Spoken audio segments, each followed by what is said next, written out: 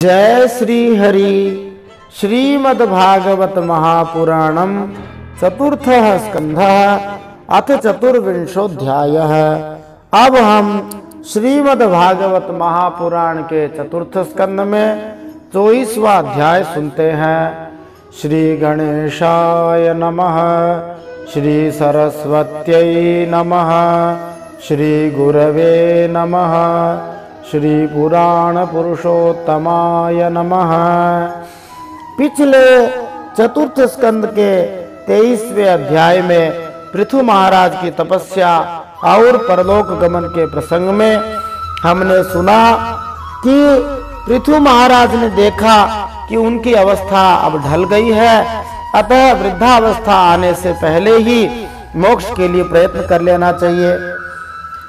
वैसे तो वृद्धावस्था से पहले ही मोक्ष के लिए प्रयत्न कर लेना चाहिए, लेकिन वृद्धावस्था आने तक तो अवश्य ही लग जाना चाहिए, नहीं तो यह मौका भी निकल जाएगा। पृथु महाराज ने बहुत कठिन तपस्या की। गर्मियों में चारों तरफ 5 अग्नियों का सेवन किया। वर्षा ऋतु में खुले मैदान में रहकर अपने शरीर पर जल की धाराओं को सहन किया। जाड़े में गले तक जल में खड़े रहे और प्रतिदिन मिट्टी की वेदी पर ही शयन करते थे। जब तक साधक को योग मार्ग के द्वारा श्री कृष्ण कथामृत में अनुराग नहीं होता, अर्थात जब तक भगवान की कथा में मन नहीं लगता, तब तक केवल योग साधना से उस जीव का, साधक का मोह जनित प्रमाद दूर नहीं होता और भ्रम भी नहीं मिटता। तो भ्रम और प्रमाद दूर करने का सरल उपाय है श्री भगवान की कथाओं का आश्रय लेना। पृथु महाराज ने ठीक प्रकार से योग साधना और श्री भगवान की भक्ति से भगवान का परम पद प्राप्त किया। जब पृथु महाराज परम धाम को पधारे, उनका अंतिम संस्कार उनकी पत्नी आर्ची देवी ने ही किया और वे स्वयं भी अपने पति का अनुगमन करती हुई अग्नि में प्रविष्ट हो गई और उन्होंने भगवान के परम धाम को प्राप्त कर लिया। उस समय दिव्य देवियों ने कहा कि जो मनुष्य बड़ी कठिनता से पृथ्वी लोक में मोक्ष का साधन स्वरूप यह मनुष्य शरीर पाकर भी विषयों में आसक्त रहता है, वह निश्चय ही आत्मघाती है, अर्थात अपने आप को मारने वाला है। हाय हाय, वह ठगा गया। गोस्वामी तुलसीदास जी ने भी यही कहा, साधन धाम मोक्ष कर द्वारा, पाई न जय पर लोक सवारा। यह मनुष्य शरीर साधन का धाम है, मोक्ष का खुला दरवाजा है। इसको प्राप्त करके भी जिसने अपना परलोक नहीं सुधारा, वह तो बड़ा ही आत्मघाती है, वह ठगा गया है। यह मनुष्य शरीर वास्तव में श्री भगवान की अहेतु की कृपा से ही मिला है, जो बड़ी कठिनता से प्राप्त होता है। यह अवसर हाथ से जाने नहीं देना चाहिए।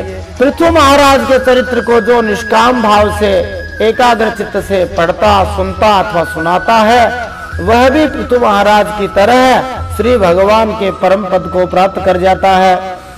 और जो सकाम भाव से सुनता है, तो ब्राह्मण हो तो ब्रह्म तेज प्राप्त करता है, क्षत्रिय हो तो वह पृथ्वी का राजा बन जाता है, वैश्य व्यापारियों में प्रधान हो जाता है और शूद्र में साधुता आ जाती है। स्त्री हो अथवा पुरुष, जो कोई भी इसे आदर पूर्वक 3 बार सुनता है, वह संतानहीन हो तो पुत्रवान हो जाता है, धनहीन हो तो महाधनी हो जाता है, कीर्ति रहित हो तो यशस्वी हो जाता है और मूर्ख हो तो पंडित हो जाता है। यह चरित्र मनुष्य मात्र का कल्याण करने वाला और अमंगल को दूर करने वाला है। बोलिए पृथु महाराज की जय। जो राजा या जो व्यक्ति विजय के लिए प्रस्थान करते समय इसे सुनकर जाता है, उसके आगे आकर राजा लोग उसी प्रकार भेंटे रखते हैं जैसे पृथु के सामने रखते थे। तो यदि कोई राजा ना हो तो अपने आप में सभी व्यक्ति राजा ही होते हैं। कोई परीक्षा आदि में जाए, उससे पहले इसको सुनकर जाए तो उसको निश्चित रूप से विजय प्राप्त होती है। बोलिए श्री हरिवंशावतार पृथु महाराज की जय। आज हम श्रीमद्भागवत महापुराण के चतुर्थ स्कंद के 24वें अध्याय में पृथु महाराज की वंश परंपरा और प्रचेताओं को भगवान रुद्र का उपदेश, इस प्रसंग में इन प्रश्नों के उत्तर प्राप्त कर सकते हैं। यह रुद्र गीत बड़ा ही विलक्षण है, महादेव जी के द्वारा प्रचेताओं को बताया गया है। इसका पाठ करने का बड़ा भारी महत्व है। इसमें हम इन प्रश्नों के उत्तर प्राप्त कर सकते हैं। पृथु महाराज के परम धाम गमन के बाद उनके ज्येष्ठ पुत्र राजा विजिताश्व का अपने भाइयों के साथ कैसा व्यवहार था? अग्नि देवता को किसने श्राप दिया था? राजा प्राचीन बरही कौन थे? प्राचीन बरही और शतद्रुति के गर्भ से प्रचेता नामक 10 पुत्रों ने 10,000 वर्ष तक तपस्या करते हुए किसकी आराधना की? विदुर जी ने मैत्रेय ऋषि से प्रचेताओं के विषय में क्या प्रश्न पूछे? महादेव जी को परम प्रिय कौन लगता है? श्री महादेव जी के अनुसार श्री ब्रह्मा जी, श्री विष्णु जी और श्री महादेव जी, इन तीनों में से सबसे जल्दी किसकी आराधना से परम पद प्राप्त होता है? यह प्रश्न बड़ा ही विशेष है। इसमें महादेव जी के द्वारा बताया गया है, इसको भी ध्यान से सुनना चाहिए। चौथे स्कंद के 24वें अध्याय के 29वें श्लोक में यह बात कही गई है। 4 प्रकार की वाणी कौन सी होती है? श्री महादेव जी भगवान श्री हरि का कैसा सुंदर ध्यान वर्णन करते हैं। भगवान श्री हरि की नाभि कैसी है? श्री महादेव जी के अनुसार अज्ञान से घिरे हुए प्राणियों को श्री भगवान की प्राप्ति का मार्ग बतलाने वाले कौन हम सबके गुरु हैं? श्री महादेव जी किसका आधे क्षण के लिए भी समागम मिलने पर स्वर्ग मोक्ष को भी कुछ नहीं समझते? भगवान की अपने प्यारे भक्तों पर सबसे बड़ी क्या कृपा होती है? स्वयं श्री महादेव जी सगुण और निर्गुण में से किसे उत्तम मानते हैं? श्री महादेव जी के अनुसार मोहग्रस्त जीव प्रमादवश हर समय किस चिंता में लगा रहता है? क्या भगवान की पूजा करने के लिए विचार करने की आवश्यकता है? जैसा कि लोग विचार करते हैं, इस समय करेंगे, उस समय करेंगे, अभी समय नहीं है, बाद में करेंगे, ऐसा विचार करने की आवश्यकता है? योगादेश और रुद्र गीत नामक स्तोत्र कौन सा है जिसे श्री ब्रह्मा जी ने महादेव जी और भृगु आदि अपने पुत्रों को सुनाया था? किस साधन से भगवान से जो कुछ चाहते हैं प्राप्त किया जा सकता है? तो आइए इन सब प्रश्नों के उत्तर आज के इस चतुर्थ स्कंद के 24वें अध्याय में प्राप्त करते हैं। जय श्री हरि। नारायणं नमस्कृत्य नरं चैव नरोत्तमं देवीं सरस्वतीं व्यासं ततो जयमुदीरयेत्। भगवान श्री नर नारायण को प्रणाम करते हुए, श्री गणेश जी भगवान को प्रणाम करते हुए, माता सरस्वती को प्रणाम करते हुए, वेदव्यास भगवान को प्रणाम करते हुए, हृदयाराध्य श्री हरि चरणों में प्रणाम करते हुए, भगवत स्वरूप श्रीमद् भागवत को प्रणाम करते हुए, श्री सुखदेव मुनि और परीक्षित महाराज को प्रणाम करते हुए, अनंत कोटि सब संत महात्माओं को प्रणाम करते हुए, वैष्णवों में अग्रगण्य महादेव जी को प्रणाम करते हुए, अब हम श्रीमद् भागवत महापुराण के चतुर्थ स्कंद में 24वां अध्याय सुनते हैं। श्रीमद् भागवत महापुराणम चतुर्थ स्कंधः अथ चतुर्विंशोऽध्यायः। पृथु महाराज की वंश परंपरा और प्रचेताओं को भगवान रुद्र का उपदेश। मैत्रेय उवाच विजिताश्वोऽधिराजासीत् पृथुपुत्रः पृथुश्रवाः यवीयोभ्यो ददात् काष्ठा भ्रातृभ्यो भ्रातृवत्सलः हर्यक्षायादिशत् प्राचीं धूम्रकेशाय दक्षिणां प्रतीचीं वृकसंज्ञाय तुर्यां द्रविणसे विभुः। श्री मैत्रेय जी विदुर जी से कहते हैं, पृथु महाराज के बाद उनके पुत्र परम यशस्वी विजिताश्व राजा हुए। उनका अपने छोटे भाइयों पर बड़ा ही स्नेह था, इसलिए उन्होंने चारों को एक एक दिशा का अधिकार सौंप दिया। राजा विजिताश्व ने हर्यक्ष को पूर्व, धूम्रकेश को दक्षिण, वृक को पश्चिम और द्रविण को उत्तर दिशा का राज्य दिया। अकेले ही राज्य नहीं रखा, छोटे भाइयों में बांट कर खाया। अंतर्धान गतिम शक्राल लब्ध्वांतर्धान संगितः अपत्यत्रयमाधत्त शिखण्डिन्यां सुसम्मतं पावकः पवमानश्च शुचिरित्यग्नयः पुरा वसिष्ठशापादुत्पन्नः पुनर्योगगतिं गतः। उन्होंने इंद्र से अंतर्धान होने की शक्ति प्राप्त की थी, इसलिए उन्हें अंतर्धान भी कहते थे। उन विजिताश्व महाराज की पत्नी का नाम शिखंडिनी था। उससे उनके 3 सुपुत्र हुए। उनके नाम पावक, पवमान और शुचि थे। पूर्व काल में वशिष्ठ जी का शाप होने से उपर्युक्त नाम के अग्नियों ने ही उनके रूप में जन्म लिया था। आगे चलकर योग मार्ग से ये फिर अग्नि रूप हो गए। अंतर्धानो नभस्वत्याम हविर्धानमविन्दत य इंद्रमश्वहर्तारं विद्वानपि न जग्निवान राज्ञां वृत्तिं करादान दंडशुल्कादिदारुणां मन्यमानो दीर्घसत्र व्याजेन विससर्जः। अंतर्धान के नभस्वती नाम की पत्नी से एक और पुत्र रत्न हविर्धान प्राप्त हुआ। महाराज अंतर्धान बड़े उदार थे। जिस समय इंद्र उनके पिता के अश्वमेध यज्ञ का घोड़ा हर कर ले गए थे, उन्होंने पता लग जाने पर भी उनका वध नहीं किया था।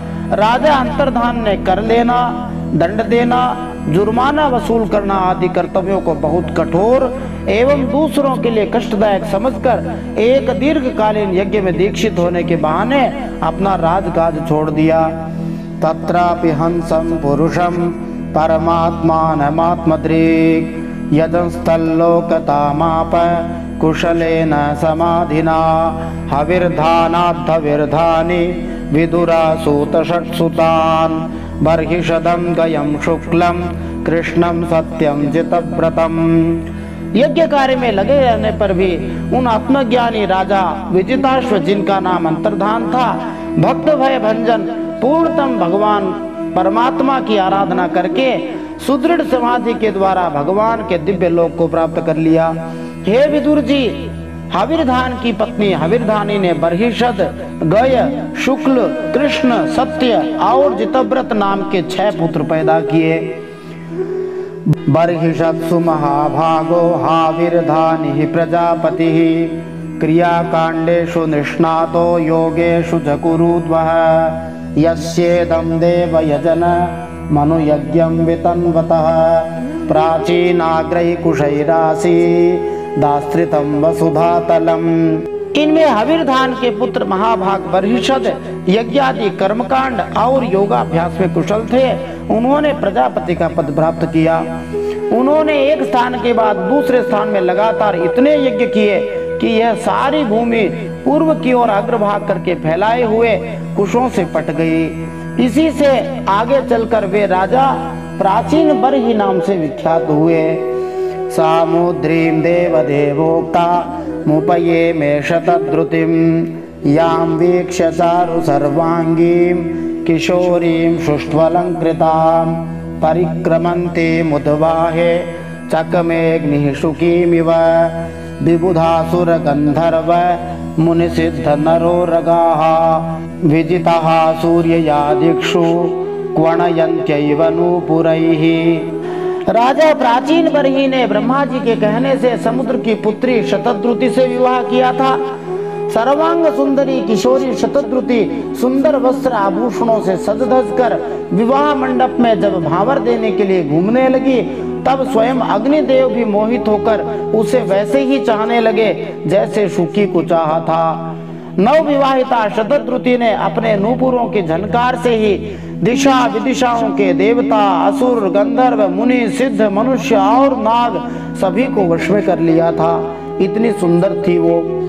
प्राचीन बर्हिषः पुत्रः शतद्रुत्यां दशाभवन् तुल्य नाम व्रतः सर्वे धर्म स्नातः प्रचेतसः पित्रादिष्टः प्रजा सर्गे तपसेर्नवमाविशन् 10 वर्ष सहस्राणि तपसार्थस्तपस्पतिम्। शतद्रुति के गर्भ से प्राचीन बर्हि के प्रचेता नामक 10 पुत्र हुए। वे सब बड़े ही धर्मज्ञ तथा एक जैसे नाम और आचरण वाले थे। जब पिता ने उन्हें संतान उत्पन्न करने का आदेश दिया, तब उन सब ने तपस्या करने के लिए समुद्र में प्रवेश किया वहां 10,000 वर्ष तक तपस्या करते हुए उन्होंने तप का फल देने वाले भगवान श्री हरि की आराधना की। यदुक्तम पथि दृष्टेन गिरिशेन प्रसीदता तद्ध्यायन्तो जपन्तश्च पूजयन्तश्च संयताः। विदुर उवाच प्रचेतसां गिरित्रेण यथासीत् पथिसंगमः यदुताः हरः प्रीतस्तन्नो ब्रह्मन् वदार्थवत्। घर से तपस्या करने के लिए जाते समय मार्ग में श्री महादेव जी ने उन्हें दर्शन देकर कृपा से जिस तत्व का उपदेश दिया था उसी का वे एकाग्रता से ध्यान जप और पूजन करते रहे। ऐसे संक्षेप में ही और प्राचीन वर्षीय के 10 पुत्रों को जो महादेव जी ने उपदेश दिया उसकी कथा मैत्रेय जी ने सुना दी। लेकिन श्रोता यदि सजग हो, रुचि वाला हो तो तुरंत पूछ बैठता है। विदुर जी ने पूछ ही लिया, हे मैत्रेय जी, मार्ग में प्रचेताओं का श्री महादेव जी के साथ किस प्रकार समागम हुआ और उन पर प्रसन्न होकर भगवान शंकर ने उन्हें क्या उपदेश दिया, वह सारयुक्त बात आप कृपा करके मुझसे कहिए।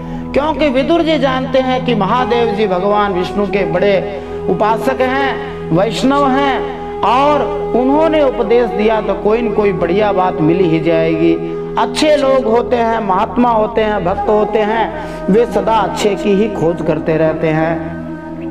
और प्रश्न पूछते हैं विदुर जी, संगमः खलु विप्रर्षे शिवे नेह शरीरिणाम दुर्लभो मुनयो दद्यु रसंगाद्यमभीप्सितम् आत्मा रामोऽपि यस्त्वस्य लोककल्पस्य राधसे शक्त्या युक्तो विचरति घोरया भगवान भवः।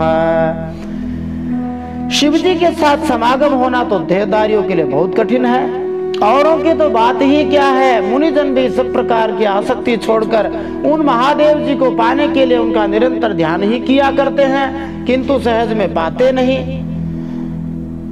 यद्यपि भगवान शंकर आत्माराम है, उन्हें अपने लिए न कुछ करना है न पाना है, तो भी इस लोक सृष्टि की रक्षा के लिए वे अपने घोर रूपा शक्ति शिवा पार्वती के साथ में सर्वत्र विचरते रहते हैं।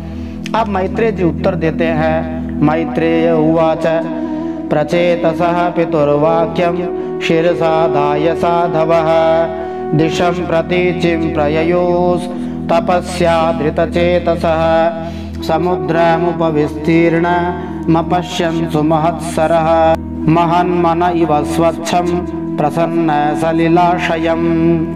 अब मैत्रेय जी विदुर जी जैसे उत्तम श्रोता के भाव को देखकर विस्तार से भगवान शंकर ने जो गीत गाया था, जिसको रुद्र गीतम कहते हैं, उसके बारे में बताना शुरू करते हैं।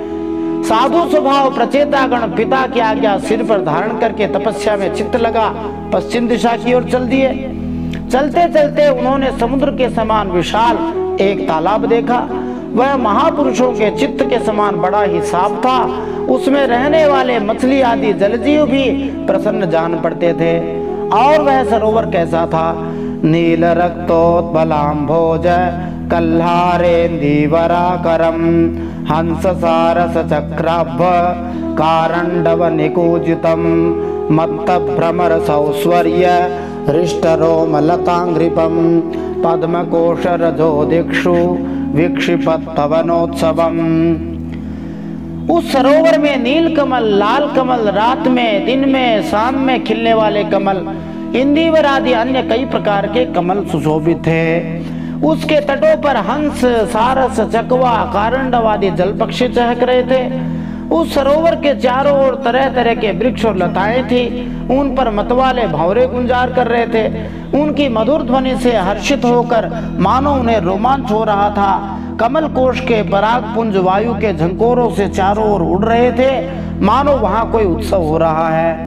तत्र गांधर्व माकर्ण्य दिव्य मार्ग मनोहरम विशिस्म्यु राजपुत्रास्ते मृदंग पणवाद्यनु तर्ह्येव सरसस्तस्मान् निष्क्रामन्तं सहानुगम उपगीयमानममर प्रवरम विबुधानुगैः। वहां मृदंग पणवादि बाजों के साथ अनेकों दिव्य राग रागिनियों के क्रम से गायन की मधुर ध्वनि सुनकर उन राजकुमारों को बड़ा आश्चर्य हुआ। इतने में ही उन्होंने देखा कि देवादिदेव भगवान शंकर अपने अनुचरों के सहित उस सरोवर से बाहर आ रहे हैं। उनका शरीर कैसा था वो बताते हैं। तप्त हेमनिकायाभं शितिकंठं त्रिलोचनम प्रसाद सुमुखं वीक्ष्य प्रणेमुर्जात कौतुकाः सतान् प्रपन्नार्तिहरो भगवान् धर्मवत्सलः धर्मज्ञानशील संपन्नान् प्रीतः प्रीतानुवाचः। श्री महादेव जी का शरीर तपी हुई सोने की राशि के समान कांतिमान था। कंठ नीला, 3 विशाल नेत्र। वे महादेव जी अपने भक्तों पर अनुग्रह कृपा करने के लिए सदा तैयार रहते हैं। अनेकों गंधर्व महादेव जी का यश गा रहे हैं। उनका अचानक दर्शन पाकर प्रचेताओं को बड़ा कुतूहल हुआ और उन्होंने भगवान शंकर के चरणों में प्रणाम किया। बोलिए शंकर भगवान की जय। तब शरणागतों के भय का हरण करने वाले धर्मवत्सल भगवान महादेव जी ने अपने दर्शन से प्रसन्न हुए उन धर्मज्ञ और शील संपन्न राजकुमारों से प्रसन्न होकर कहा।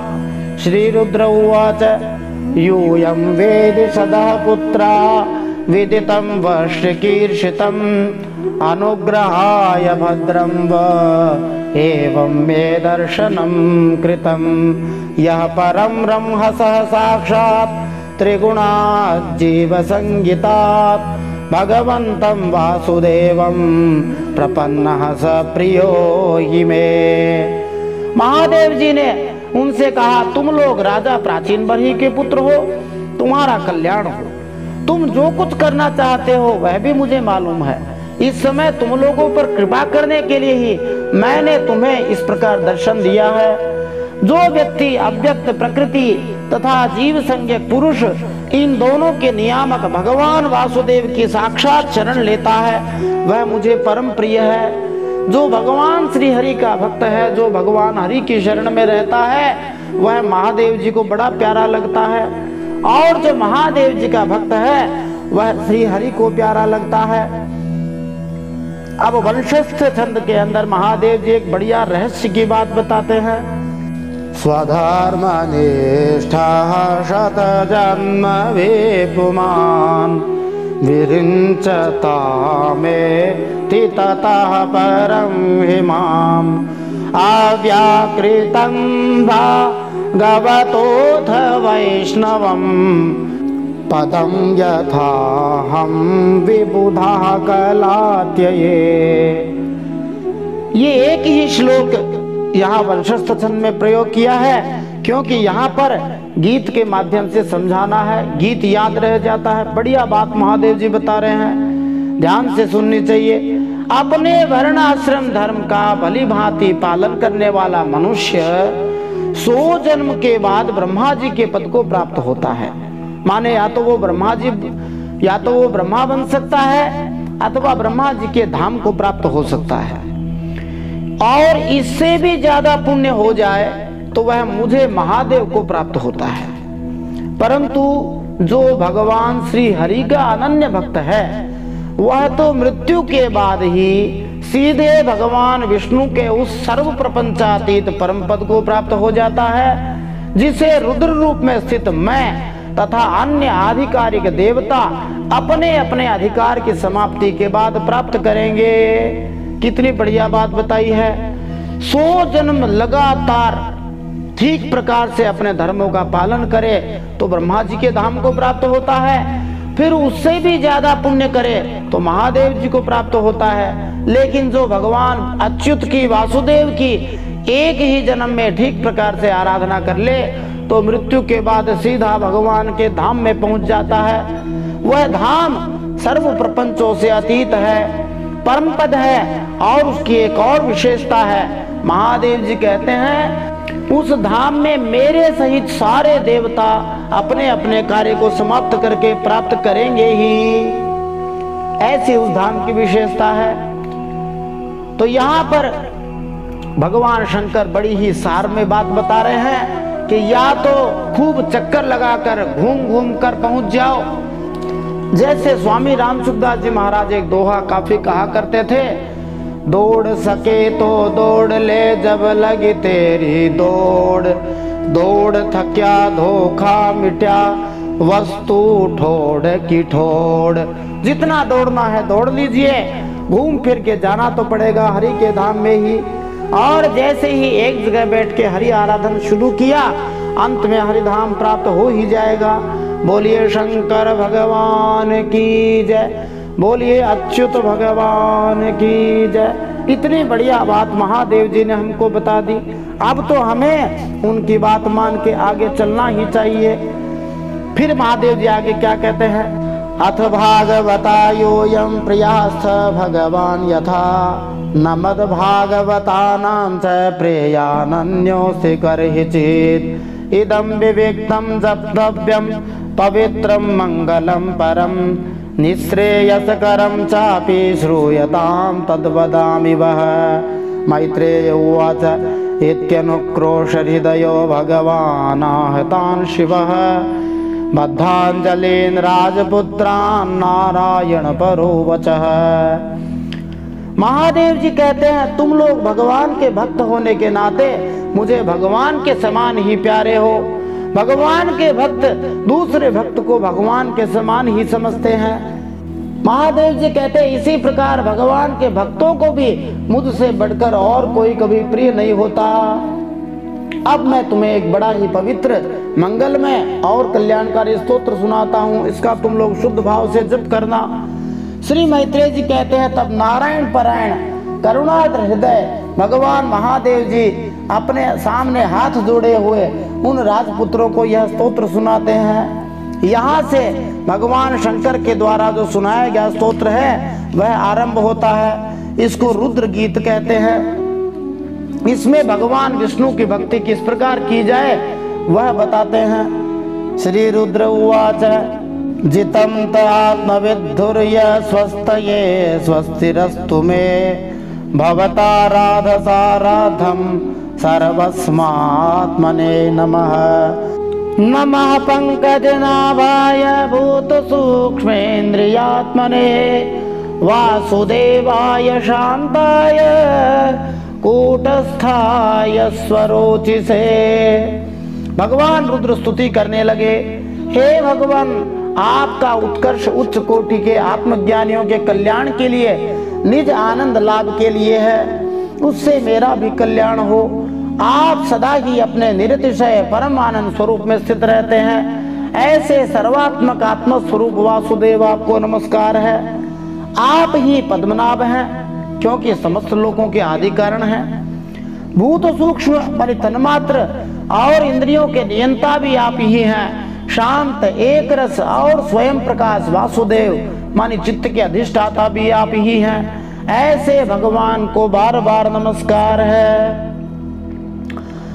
संकर्षणाय सूक्ष्माय दुरंताय अंतकाय च नमो विश्व प्रबोधाय प्रद्युम्नाय अंतरात्मने नमो नमो निरुद्धाय ऋषिकेशेन्द्रियात्मने नमः परमहंसाय पूर्णाय निवृतात्मने। आप ही सूक्ष्म अनंत और मुखाग्नि के द्वारा संपूर्ण लोकों का संहार करने वाले अहंकार के अधिष्ठाता, संकर्षण तथा जगत के प्रकृष्ट ज्ञान के उद्गम स्थान, बुद्धि के अधिष्ठाता प्रद्युम्न है, आपको नमस्कार है। आप ही इंद्रियों के स्वामी, मनस तत्व के अधिष्ठाता भगवान अनिरुद्ध हैं, आपको बार बार नमस्कार है। आप अपने तेज से जगत को व्याप्त करने वाले सूर्य देव हैं। पूर्ण होने के कारण आप में वृद्धि भी नहीं होती और कोई घाटा भी नहीं होता, आपको नमस्कार है। भगवान वासुदेव की 4 विभूतियां हैं, चारों को ही भगवान महादेव जी नमस्कार कर रहे हैं। वासुदेव, संकर्षण, प्रद्युम्न और अनिरुद्ध, ये भगवान की 4 विभूतियां हैं। स्वर्गापवर्ग द्वाराय नित्यं शुचिसते नमः। नमो हिरण्यवीर्याय चातुर्होत्राय तन्तवे। नमः ऊर्जैषे त्रय्यापतये यज्ञरेतसे तृप्तिदाय च जीवानां। नमः सर्वरसात्मने। आप स्वर्ग और मोक्ष के द्वार तथा निरंतर पवित्र हृदय में रहने वाले हैं, आपको नमस्कार है। आप ही सुवर्ण रूप वीर्य से युक्त चातुर्होत्र कर्म के साधन तथा विस्तार करने वाले अग्निदेव हैं, आपको नमस्कार है। आप पितर और देवताओं के पोषक सोम हैं तथा तीनों वेदों के अधिष्ठाता हैं, हम आपको नमस्कार करते हैं। आप ही समस्त प्राणियों को तृप्त करने वाले जल रूप हैं, आपको नमस्कार है। सर्वसत्वात्मदेहाय विशेषाय स्थवीयसे नमस्त्रैलोक्यपालाय सहओजो बलाय च अर्थलिंगाय नभसे नमोऽन्तर्बहिरात्मने नमः पुण्याय लोकाय अमुस्मै भूरिवर्चसे। आप समस्त प्राणियों के देह पृथ्वी और विराट स्वरूप हैं, त्रिलोकी की रक्षा करने वाले मानसिक इंद्रियक शारीरिक शक्ति स्वरूप प्राण भी आप ही हैं, आपको नमस्कार है। आप ही अपने गुण शब्द के द्वारा समस्त पदार्थों का ज्ञान कराने वाले तथा बाहर भीतर का भेद करने वाले आकाश हैं तथा आप ही महान पुण्यों से प्राप्त होने वाले परम तेजो में स्वर्ग वैकुंठादि लोक हैं, आपको पुनः पुनः नमस्कार है। प्रवृत्ताय निवृत्ताय पितृदेवाय कर्मणे नमो धर्म विपाकाय मृत्यवे दुःखदाय च नमस्ते आशिषामीश मनवे कारणात्मने नमो धर्माय बृहते कृष्णाय कुंठमेधसे पुरुषाय पुराणाय सांख्य योगेश्वराय च। आप पितृलोक की प्राप्ति कराने वाले प्रवृत्ति कर्म रूप और देवलोक की प्राप्ति के साधन निवृत्ति कर्म रूप है। आप ही अधर्म के फल स्वरूप दुखदायक मृत्यु है, आपको नमस्कार है। जिसका वर्णन पीछे ध्रुव जी के चरित्र के आरंभ से पहले आया था, जब अधर्म की किस प्रकार संतानें हैं और अंत में मृत्यु, वो बताया है। हे नाथ, आप ही पुराण पुरुष तथा सांख्य और योग के अधीश्वर भगवान श्री कृष्ण हैं। आप सब प्रकार की कामनाओं की पूर्ति के कारण साक्षात मंत्र मूर्ति और महान धर्म स्वरूप हैं। आपकी ज्ञान शक्ति किसी भी प्रकार कुंठित होने वाली नहीं है, आपको नमस्कार है, नमस्कार है। शक्तित्रय समेताय मीडुसे हंकृतात्मने चेत आकूति रूपाय नमो वाचो विभूतये दर्शनम नो दिदृक्षूणाम देहि भागवतार्चितम रूपम प्रियतमम स्वानाम सर्वेन्द्रिय गुणांजनम। आप ही कर्ता करण और कर्म तीनों शक्तियों के एकमात्र आश्रय हैं। आप ही अहंकार के अधिष्ठाता रुद्र हैं। आप ही ज्ञान और क्रिया स्वरूप हैं। आपसे ही परा, पश्यंती, मध्यमा और वैखरी ये चार प्रकार की वाणी अभिव्यक्त होती है, आपको नमस्कार है। हमें आपके दर्शनों की अभिलाषा है, अतः आपके भक्तजन जिसका पूजन करते हैं और जो आपके निज जनों को अत्यंत प्रिय है, अपने उस अनूप रूप की आप हमें झांकी कराइए। आपका वह रूप अपने गुणों से समस्त इंद्रियों को तृप्त करने वाला है। इतनी बार नमस्कार करके भगवान के अनेक स्वरूपों का ध्यान एक प्रकार से कर लिया। अब भगवान के स्थूल स्वरूप का ध्यान कर रहे हैं। अभी प्रार्थना की कि आप दर्शन दीजिए। दर्शन से पहले हम ध्यान तो कर ले, उनको समझ तो ले वो कैसे हैं। फिर से ध्यान वर्णन आ रहा है। अनेकों बार भागवत जी में श्री हरि का ध्यान वर्णन हुआ है, क्योंकि हम बार बार भूल जाते हैं। हमारा मन संसार में ही फंसा रहता है। महादेव जी बड़ा सुंदर ध्यान वर्णन कर रहे हैं। स्निग्ध प्रावृत घन श्यामं सर्व सौंदर्य संग्रहम चार्वायत चतुर्बाहुं सुजात रुचिराननम पद्म कोश पलाशाक्षम सुंदर भ्रुसुनासिकम सुद्विजं सुकपोलास्यं समकर्ण विभूषणम। भगवान का ध्यान बड़ा सुंदर वर्णन कर रहे हैं। वर्षा कालीन मेघ के समान स्निग्ध श्याम और संपूर्ण सौंदर्यों का सार सर्वस्व है।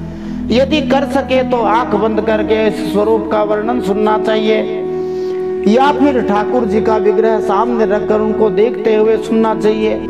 सुंदर चार विशाल भुजाएं, महामनोहर मुखारविंद, कमल दल के समान नेत्र, सुंदर भौहें, सुघड़ नासिका, मनमोहिनी दंत पंक्ति, अमोल कपोल युक्त मनोहर मुखमंडल और शोभाशाली समान बराबर कान है दोनों। बड़ा ही भगवान का सुंदर स्वरूप है।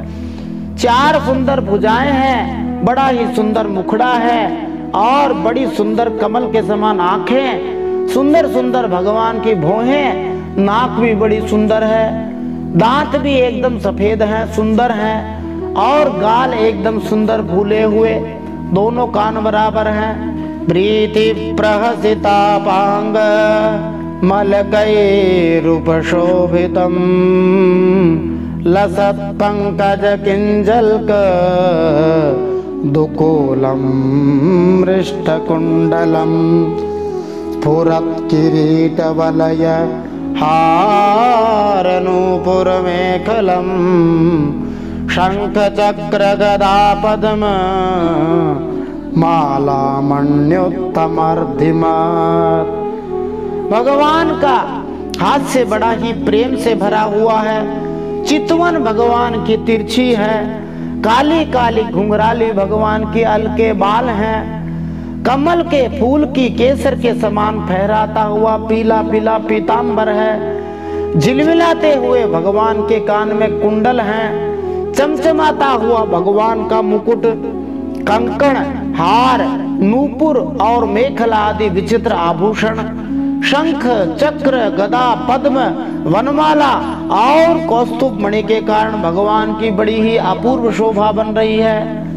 और कैसे हैं? सिंह स्कंध द्विशोभिभ्र सौभग ग्रीव कौस्तुभम श्रियान पायन्याक्षेप्त निकषाश्मोरसोल्लसत् पूररेचक संवेग्न वलिवल गुदलोदरम प्रतिसंक्राम यद विश्वम नाभ्यावर्त गभीरया श्यामश्रोण्यधिरोधिष्णुर्दुकूल स्वर्णमेखलम समरचावंघ्रिजंघोरु निम्न जानु सुदर्शनम। उन भगवान हरि के सिंह के समान मोटे मोटे कंधे हैं, जिन पर हार, केयूर और कुंडल आदि की कांति झिलमिलाती रहती है। कौस्तुभ मणि की कांति से सुशोभित मनोहर ग्रीवा है। उनका श्यामल वक्षस्थल श्रीवत्स चिन्ह के रूप में लक्ष्मी जी का नित्य निवास होने के कारण कसौटी की शोभा को भी मात करता है। भगवान का त्रिबली से सुशोभित पीपल के पत्ते के समान सुडोल पेट श्वास के आने जाने से हिलता हुआ बड़ा ही मनोहर जान पड़ता है। उसमें जो भंवर के समान चक्करदार नाभि है वह इतनी गहरी है कि उससे उत्पन्न हुआ यह विश्व मानो फिर उसी में लीन होना चाहता है। श्याम वर्ण कटिभाग में पीतांबर सोने की मेखला शोभायमान है, मानो कंट्रास्टिंग कलर मिल रहा है। भगवान की कमर श्याम रंग की है, उस पे गोल्डन कलर का पीले रंग का बढ़िया सा मेखला लगी हुई है। समान और सुंदर पैर हैं, पिंडली जांग और घुटनों के कारण भगवान का दिव्य विग्रह बड़ा ही सुंदर जान पड़ता है, बड़ा ही सुघड़ है। पदाशर पद्मपलाशरोचिषा नखाद्युभिर्नोऽन्तरघं विधुन्वता प्रदर्शय स्वीयमपाससाद्वसं पदं गुरो मार्गगुरुस्तमोजुषाम्। भगवान के चरण कमलों की शोभा शरद ऋतु के कमल दल के कांति का भी तिरस्कार करती है। उनके नखों से जो प्रकाश निकलता है वह जीवों के हृदयों के अंधकार को तत्काल नष्ट करने वाला है। हमें आप कृपा करके भक्तों के भयभारी एवं आश्रय स्वरूप उसी रूप का दर्शन कराइए। हे जगत गुरु, हे हरे, हम अज्ञानावृत प्राणियों को अपनी प्राप्ति का मार्ग बतलाने वाले आप ही हमारे गुरु हैं। यह बात महादेव जी कह रहे हैं कि भगवान ही हमारे गुरु हैं। एतद् रूपमनुध्येय मात्मशुद्धिमभीप्सताम् यद् भक्ति योगो भयदः स्वधर्ममनुतिष्ठताम् भवान् भक्तिमता लभ्यो दुर्लभः सर्वदेहिनां स्वराज्यस्याप्यभिमत एकांतेनात्मविद्गतिः। चित्त शुद्धि की अभिलाषा रखने वाले मनुष्य को आपके इस रूप का निरंतर ध्यान करते रहना चाहिए। इसकी भक्ति ही स्वधर्म का पालन करने वाले मनुष्य को अभय करने वाली है। स्वर्ग का शासन करने वाला देवराज इंद्र भी आपको ही पाना चाहता है तथा विशुद्ध आत्मज्ञानियों की गति भी आप हरि ही है। इस प्रकार आप सभी देहधारियों के लिए अत्यंत दुर्लभ है। केवल भक्तिमान मनुष्य ही आपको पा सकते हैं। तम दुराराध्यमाराध्य सतामपि दुरापया एकांत भक्त्या को वांछेत पादमूलं विना बहिः यत्र निर्विष्ट मरणं कृतान्तो नाभिमन्यते विश्वं विध्वंसयन् वीर्य शौर्य विस्फूर्जित ब्रुवा क्षणार्धेनापि तुलये न स्वर्गं न पुनर्भवं भगवत्संगी संगस्य मर्त्यानाम किमुताशिषः। सत्पुरुषों के लिए भी दुर्लभ अनन्य भक्ति से भगवान को प्रसन्न करके जिनकी प्रसन्नता किसी अन्य साधना से दुस्साध्य है, ऐसा कौन होगा जो उनके चरण तल के अलावा और कुछ चाहेगा। जो काल अपने अदम्य उत्साह और पराक्रम से फड़कती हुई भौं के इशारे से सारे संसार का संहार कर डालता है, वह भी आपके चरणों के शरण में गए हुए प्राणी पर अपना अधिकार नहीं मानता। ऐसे भगवान के प्रेमी भक्तों का यदि आधे क्षण के लिए भी समागम हो जाए तो उसके सामने महादेव जी कहते हैं कि मैं स्वर्ग और मोक्ष को कुछ भी नहीं गिनता, फिर मर्त्यलोक के तुच्छ भोगों की तो बात ही क्या है। यह श्लोक भागवत में कई बार आया है। गोस्वामी तुलसीदास जी ने इसका सुंदरकांड में ऐसा कैसा अनुवाद किया है। तात स्वर्ग अपवर्ग सुख धैर्य तुलायक अंग तुलन ताहि सकल मिले जो सुख लव सत्संग। और तुलसीदास जी ने इसी भाव को कहा, एक घड़ी आधी में पुनियाद तुलसी दर्शन साधु का अथवा तुलसी संगत साधु की हर कोटि अपराध।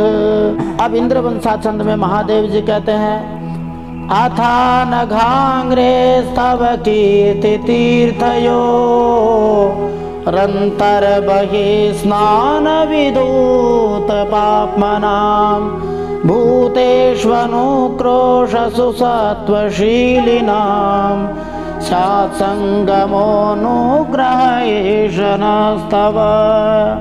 आपके चरण संपूर्ण पापों को धोने वाले हैं। हम तो केवल यही चाहते हैं कि जिन लोगों ने आपकी कीर्ति और गंगा जी में आंतरिक और बाह्य स्नान करके मानसिक और शारीरिक दोनों प्रकार के पापों को धो डाला है तथा जो जीवों के प्रति दया राग द्वेष रहित चित्त तथा सरलता आदि गुणों से युक्त है, उन आपके भक्तजनों का संग हमें सदा प्राप्त होता रहे। यही हम पर आपकी बड़ी कृपा होगी। हम लोग कृपा को केवल भौतिक पदार्थों से ही जोड़ते हैं। भगवान की कृपा, असली कृपा तो यह है कि भगवान की याद आती रहे। इसीलिए भगवान के जितने भी प्यारे समझदार भक्त हैं वे भगवान से भगवान के प्यारे भक्तों का संग ही मांगते हैं। न यस्य चित्तं बहिरर्थ विभ्रमं तमो गुहायां च विशुद्धमाविशत् यद् भक्ति योगानुगृहीत मंजसा मुनिर्विचष्टे ननु तत्र ते गतिम्। जिस साधक का चित्त भक्ति योग से अनुगृहित एवं विशुद्ध होकर न तो बाह्य विषयों में भटकता है और न अज्ञान गुहा रूप प्रकृति में ही लीन होता है, वह अनायास से आपके स्वरूप का दर्शन पा जाता है। यत्रेदं व्यज्यते विश्वं विश्वस्मिन् नवभाति यत् तत्वं ब्रह्म परम ज्योतिराकाशमिव विस्तृतम्, जिससे यह सारा संसार दिखाई देता है। जो स्वयं संपूर्ण जगत में भास रहा है वह आकाश के समान विस्तृत और परम प्रकाश में ब्रह्म तत्व आप ही हैं। यो माययेदं पुरुरूपया सृजत् बिभर्ति भूयः क्षपयत्यविक्रियः यद् भेद बुद्धिः सदिवात्मदुस्थया तमात्मतंत्रं भगवन् प्रतीमहि। हे प्रभु, आपकी माया अनेक प्रकार के रूप धारण करती है। इसी के द्वारा आप इस प्रकार जगत की रचना, पालन और संहार करते हैं जैसे यह कोई सद्वस्तु हो, किंतु इससे आप में किसी प्रकार का विकार नहीं आता। माया के कारण दूसरे लोगों में ही भेद बुद्धि उत्पन्न होती है। आप परमात्मा पर वह अपना प्रभाव डालने में समर्थ नहीं हो पाते। आपको तो हम परम स्वतंत्र ही समझते हैं। क्रियाकलापैरिदमेव योगिनः श्रद्धान्विताः साधु यजन्ति सिद्धये भूतेन्द्रियान्तःकरणोपलक्षितं वेदे च तंत्रे च तएव कोविदाः। आपका स्वरूप पंचभूत, इंद्रिय और अंतःकरण के प्रेरक रूप से उपलक्षित होता है। जो कर्मयोगी मनुष्य सिद्धि प्राप्त करने के लिए तरह तरह के कर्मों द्वारा आपके इस सगुण साकार स्वरूप का श्रद्धा पूर्वक भली भांति पूजन करते हैं, वे ही वेद और शास्त्रों के सच्चे मर्मज्ञ हैं। जो निर्गुण का इतना बखान करते हैं उनका महादेव जी ने तोड़ निकाल दिया। महादेव जी ने सार रूप में बता दिया कि सगुण साकार की पूजा करना ही वेद और शास्त्रों के सच्चे मर्मज्ञ होना है। निर्गुण तो समझ में ही नहीं आता। उस जमाने में जब कबीर जी आदि भक्तों ने निर्गुण का प्रचार किया, उसका कारण था कि उस समय सगुण की मूर्ति आदि का सहजता से मिलना संभव नहीं था और मूर्ति देखे बिना स्वरूप लगता नहीं। लेकिन मूल रूप से तो कबीर जी भी सगुण ही थे। उनको भगवान ने कई बार प्रत्यक्ष दर्शन दिया था। इसलिए भगवान महादेव जी के अनुसार सगुण रूप ही अच्छा है, जो सीधा सट देखने समझने में आ जाए। त्वमेक आद्यः पुरुषः सुप्त शक्तिः तया रजः सत्त्वतमो विभिद्यते महानहं खं मरुदग्निवार्धरा सुरर्षयो भूतगणा इदं यतः। आप ही अद्वितीय आदि पुरुष हैं। हे हरे, सृष्टि के पूर्व आपकी माया शक्ति सोई रहती है, फिर उसी के द्वारा सत्व, रज और तमरूप गुणों का भेद होता है और इसके बाद उन्हीं गुणों से महतत्व, अहंकार, आकाश, वायु, अग्नि, जल, पृथ्वी, देवता, ऋषि और समस्त प्राणियों से युक्त इस जगत की उत्पत्ति होती है। फिर उपजाति छंद में महादेव जी कहते हैं, सृष्टं स्वशक्त्येदमनु प्रविष्ट चतुर्विधं पुरमात्मांशकेन हतो विदुस्तं पुरुषं सन्तमन्तर् भुङ्क्ते ऋषिकैर्मधुसारघं यः। फिर आप अपनी ही माया शक्ति से रचे हुए इन जरायुज, अंडज, स्वेदज और उद्भिज भेद से 4 प्रकार के शरीरों में अंश रूप से प्रवेश कर जाते हैं। और जिस प्रकार मधुमक्खियां अपने ही द्वारा उत्पन्न किए हुए शहद का आस्वादन करती हैं, वैसे ही वह आपका अंश उन शरीरों में रहकर इंद्रियों के द्वारा इन तुच्छ विषयों को भोगता है। आपके उस अंश को ही पुरुष या जीव कहते हैं। स एष लोकानति चंड वेगो विकर्षसे त्वं खलु कालयानः भूतानि भूतैरनुमेय तत्त्वो घनावलीर्वायुरिवा विषय्यः। आपका तत्व ज्ञान प्रत्यक्ष से नहीं अनुमान से होता है। प्रलय काल आने पर काल स्वरूप आप ही अपने प्रचंड एवं असह्य वेग से पृथ्वी आदि भूतों को अन्य भूतों से विचलित कराकर समस्त लोकों का संहार कर देते हैं। जैसे वायु अपने असहनीय एवं प्रचंड झोंकों से मेघों के द्वारा ही मेघों को तितर बितर करके नष्ट कर डालती है। प्रमत्तमुच्चैरिति कृत्य चिन्तया प्रवृद्ध लोभं विषयेषु लालसं त्वमप्रमत्तः सहसाभिपद्यसे क्षुल्ले लिहानो हिरिवाकुमन्तकः। हे भगवान, यह मोहग्रस्त जीव प्रमादवश हर समय इसी चिंता में रहता है कि ये काम करना है, वो काम करना है। इससे इसका लोभ बढ़ गया है और इसे विषयों की ही लालसा बनी रहती है। किंतु आप सदा ही सजग रहते हैं। भूख से जीभ लपलपाता हुआ सांप जैसे चूहे को चट कर जाता है, वैसे ही आप अपने काल स्वरूप से उसे सहसा लील जाते हैं, खा जाते हैं। वास्तव में मनुष्य को चेत ही नहीं होता, वह ये काम करना, वो काम करना इसमें लगा रहता है। और जिसको पूछे वो यही कहता है कि टाइम नहीं है, टाइम नहीं है, समय नहीं है। वो समय भगवान, काल भगवान उसको जैसे चूहे को सांप चट से खा जाता है, वैसे ही घात लगा के बैठे रहते हैं। फिर अंत में कोई बचाने वाला नहीं रहेगा। इसलिए काल भगवान हम पर आक्रमण करें उससे पहले ही उन काल भगवान श्री हरि की शरण ले लेनी चाहिए, नहीं तो अंत में पछतावा ही पछतावा है, दुख ही दुख होगा, रोना ही रोना है। कस्त्वत्पदांजं विजहाति पंडितो यस्तेवमान व्ययमान केतनः विशंकयास्मद्गुरुरर्चति स्म यद् विनोपपत्तिं मनवशतुर्दश। आपकी अवहेलना करने से अपनी आयु को व्यर्थ मानने वाला ऐसा कौन विद्वान होगा जो आपके चरण कमलों को भुलाएगा। इसकी पूजा तो काल की आशंका से ही हमारे पिता ब्रह्मा जी और स्वयंभू आदि 14 मनुओं ने भी बिना कोई विचार किए केवल श्रद्धा से ही की थी। भगवान महादेव जी के पिता ब्रह्मा जी हैं। यह पीछे वर्णन आया है। जब भगवान की नाभि कमल से ब्रह्मा जी उत्पन्न हुए तब उन्होंने सनत कुमारों को उत्पन्न किया। उन्हें सबसे पहले आदेश दिया कि आप सृष्टि करो। सनत कुमारों ने कहा हम तो हरि भजन करेंगे। जब आज्ञा का पालन नहीं हुआ तो ब्रह्मा जी को क्रोध आया और उनकी भौहों के बीच में से जो तेज प्रकट हुआ वही महादेव जी के रूप में उत्पन्न हुआ। तो महादेव जी बढ़िया बात कह रहे हैं कि जिन भगवान की पूजा सभी लोग करते रहते हैं उन्हीं की हमें भी पूजा करते रहना चाहिए, उनको याद करते रहना चाहिए। अथ त्वमसिनो ब्रह्मन् परमात्मन् विपश्चिताम् विश्वं रुद्र भयध्वस्त मकुतश्चिद् भयागतिः इदं जपत भद्रं वो विशुद्धा नृपनन्दनाः स्वधर्ममनुतिष्ठन्तो भगवत्यर्पिताशयाः। इस प्रकार सारा जगत रुद्र रूप काल के भय से व्याकुल है। अतः हे परमात्मन, इस तत्व को जानने वाले हम लोगों के तो इस समय आप ही सर्वथा भय शून्य आश्रय हैं। हे नाथ, हम आपकी शरण में हैं। हे राजकुमारों, तुम लोग विशुद्ध भाव से स्वधर्म का आचरण करते हुए श्री भगवान में अपना चित्त लगाकर मेरे कहे हुए इस स्तोत्र का जप करते रहो। भगवान तुम्हारा मंगल करेंगे।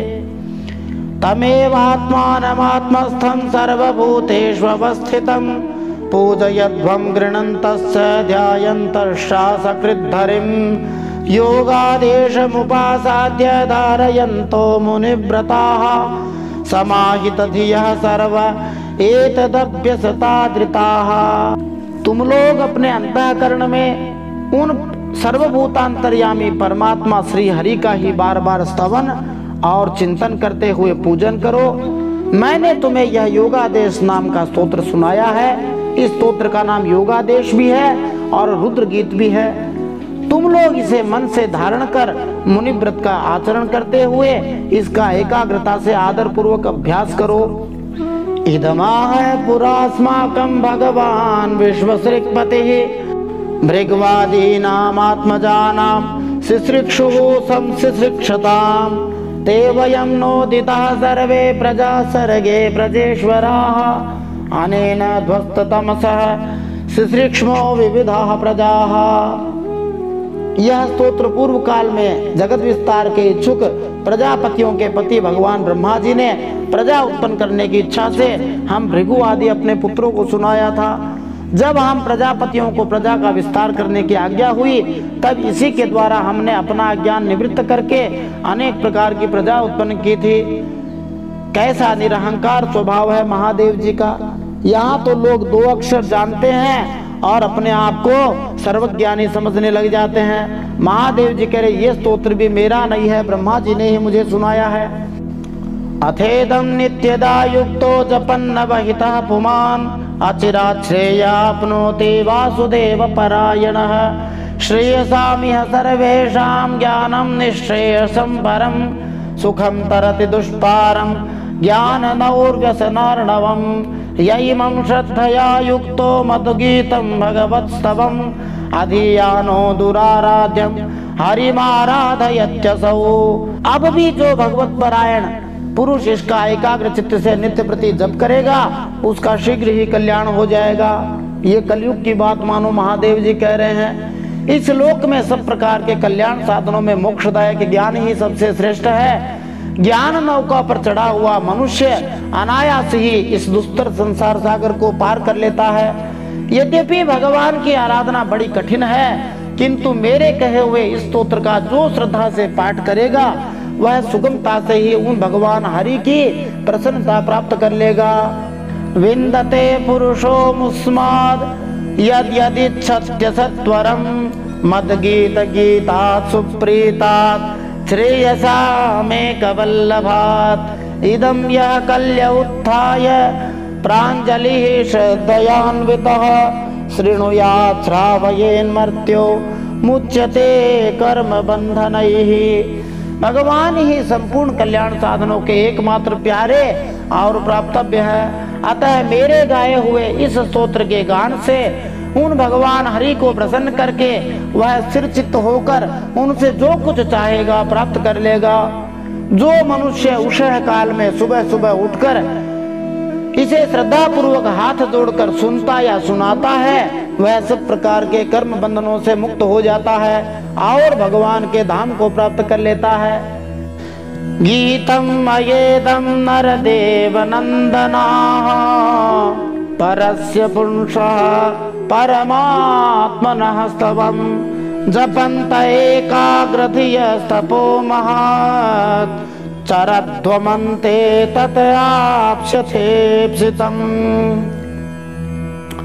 हे राजकुमारों, मैंने तुम्हें जो यह परम पुरुष परमात्मा का स्तोत्र सुनाया है इसे एकाग्र चित्त से जपते हुए तुम महान तपस्या करो। तपस्या पूर्ण होने पर इसी से तुम्हें अभीष्ट फल प्राप्त हो जाएगा। इति श्रीमद्भागवते महापुराणे पारमहंस्यां संहितायां चतुर्थ स्कंधे रुद्रगीतम नाम चतुर्विंशोऽध्याय श्रीमन्नारायणार्पणमस्तु।